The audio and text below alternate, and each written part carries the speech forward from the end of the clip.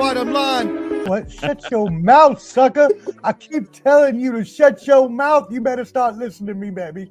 Okay? Don't make me get upset up on this program. First of all, mess up my intro. Let's give first of all prayers up. Greg Popovich will miss the Spurs road trip with an illness, the team says. We're not sure exactly what it is. Maybe you all have more information being in that area, but definitely want to at least make sure that we keep him and his family in our thoughts. They're being very disclosed. They're not being discreet, I think is what they meant. Being very discreet, which is very weird, and I don't like that. So that's why I want in that. So anyways, prayers up for him. Speaking of the World Series, though, let's talk about a couple of numbskull knuckleheads, some bamboozlers, two jerky boys over on the right field stands who decided they wanted to get themselves into the play of the game by grabbing Mookie Betts' arm. Could have possibly broken his wrist over that wall. Exactly. You know, I don't know who these New Yorkers think they are. As I wear a mask, take that off. I don't know who these New Yorkers think they are, but you just can't get away with some crap like this. You just can't do it. I do appreciate the enthusiasm. I do appreciate how it was premeditated.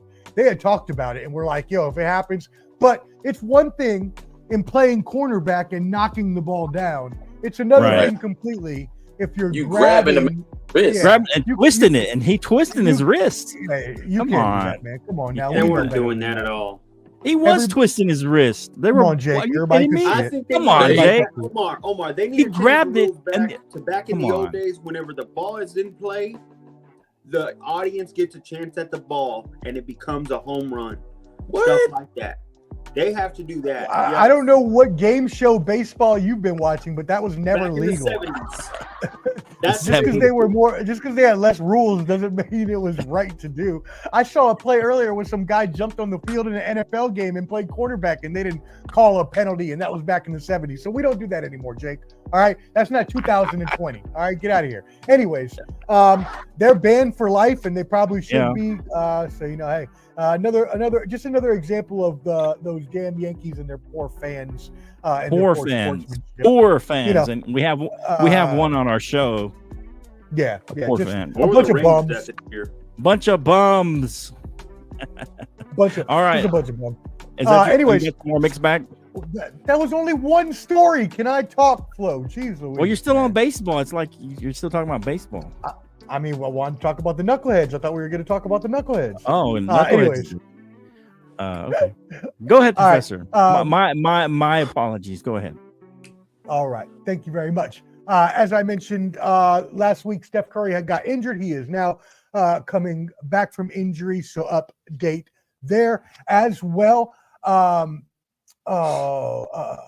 Jason Kelce.